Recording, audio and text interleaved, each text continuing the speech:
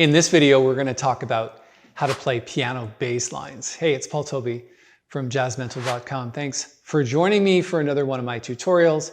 Playing left-hand bass is a bit of an intricate thing, especially if you're considering soloing in the right hand. And this video was prompted by someone's post in the Jazz Pianist group on Facebook the other day. If you haven't joined that group, please go and do that. It's free to do so, and it's a great group and good discussions, and I post there quite frequently. But the question was basically, how do I play complicated bass lines, and I'm pretty sure he's talking about walking bass lines, and solo in the right hand.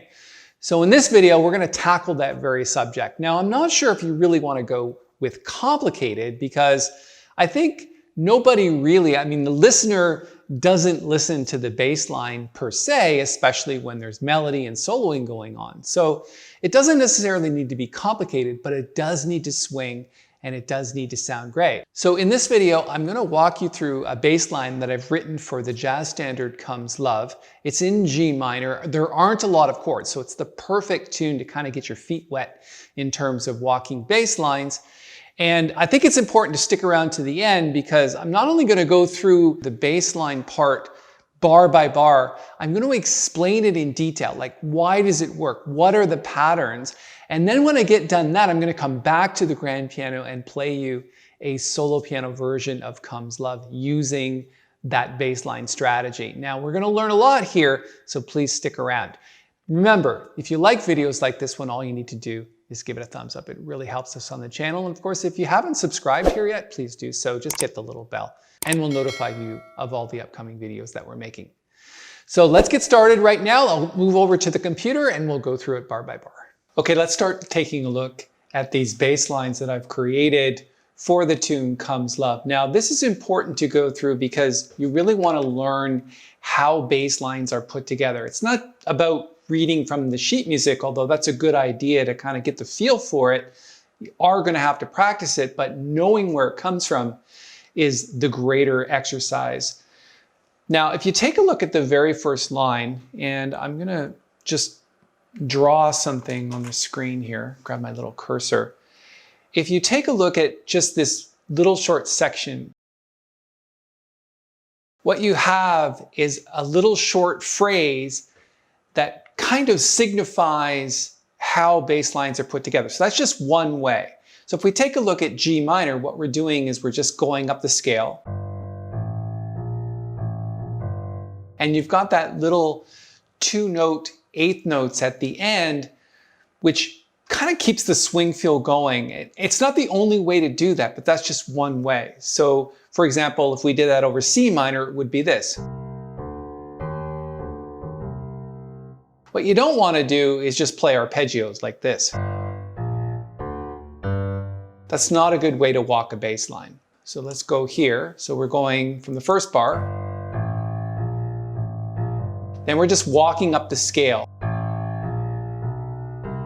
Now you might look at that note as either a passing note, or it could also be part of the G minor bebop scale. So if we looked at the bebop scale, it would be this.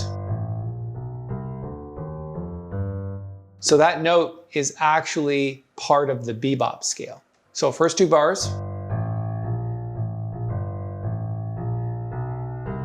Now this is another way to approach a new chord.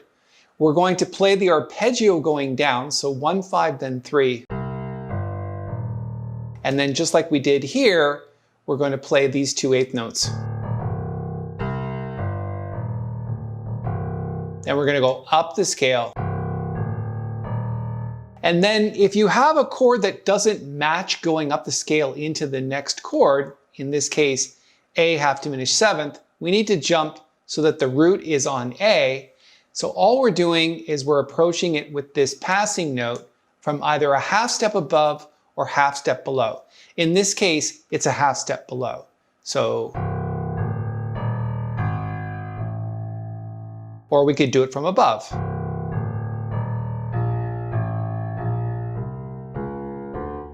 And then this one is just the scale with a passing note. And then we're just doing this chord 1, 5 to 1, and then passing note. to the next chord.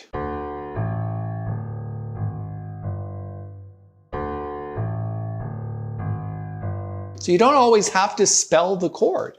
You can just play 1, 5, and 1. You can actually do that going up as well.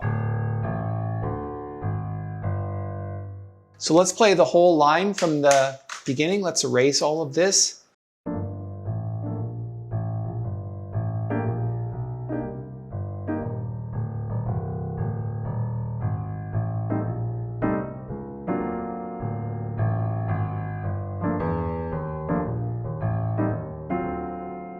And once you learn patterns like that, you can pretty much play those types of things over any chord. And then eventually what you want to do is be able to solo over that. So.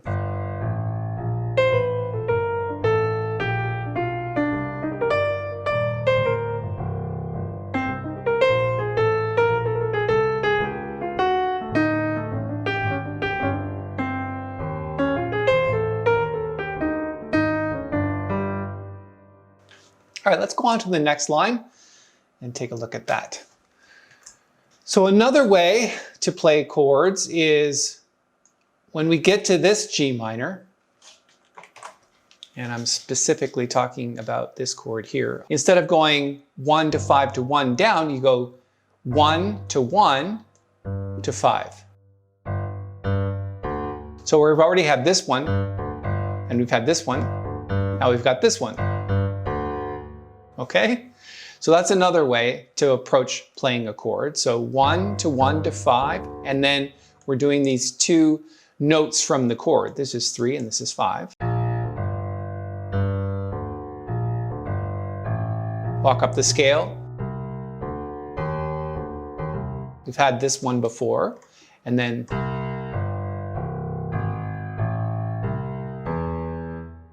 so in this particular case, we're doing the chord. So this is 1, 3, 5 of the chord, and then this is a passing note. So you can see this pattern emerge. You've got passing notes that are leading by a half step above or a half step below to the next root of the chord, which is D. So from the A half diminished seventh,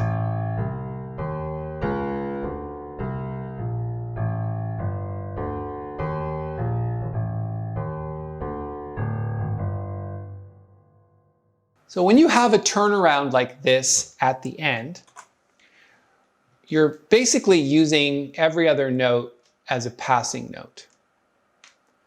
And you're landing on the root of each of these chords. So of course G, then E flat, then A, then D, and then this last one you've just got a couple of notes that are passing to the next chord, which is G. So from the G minor seventh,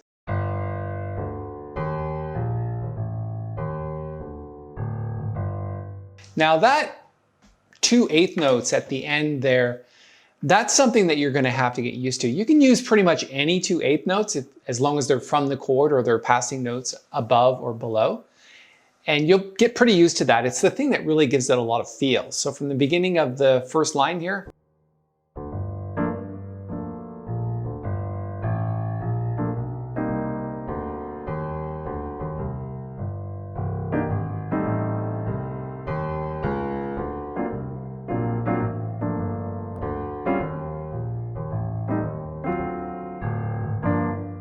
now try to remember that when you're playing this, every other note on 2 and 4, those are accented. And that's what gives it the swing feel. So if you played it without the accents, it sounds like this.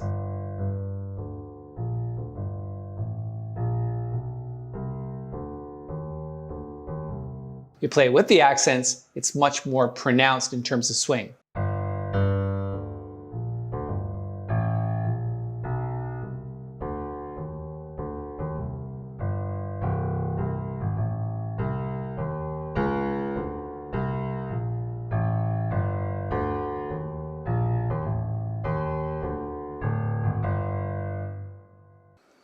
All right, let's scroll down a bit more, take a look at the bridge. And the bridge is a lot of seventh chords at the bridge. You've got G7, F7, A half diminished seventh, and D7. Let's just play it because we're basically using some of the skills we've learned already, except the first one is going up the chord.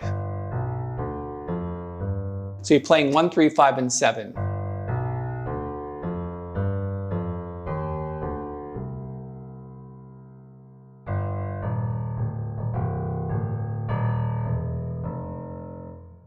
Scroll down a bit.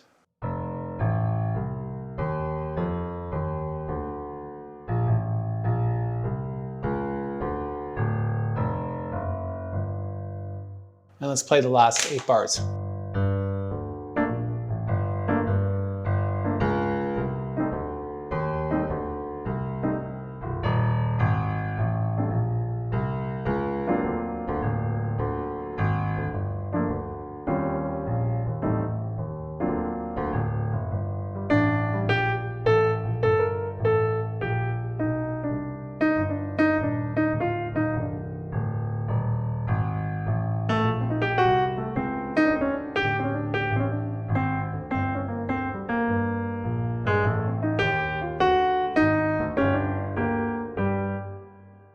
All right, so what I'm going to do now is go back to the piano and play a version of this, a couple of choruses of solo, just to give you an idea of how I kind of embellish on these bass lines. I mean, the ones that I've given you, they're not basic, they're pretty advanced, but when I play solo piano, I'm basically taking a lot of liberties. Now, I start with the original version, and that's something that you kind of work out in rehearsal by yourself, obviously, in your practice. Just work out a good bass line and just repeat it over and over again. And then once you do that, you can start to embellish it, picking other notes and mixing the patterns around a little bit. All right, so let me go to the grand piano now and I'll play you a version of this.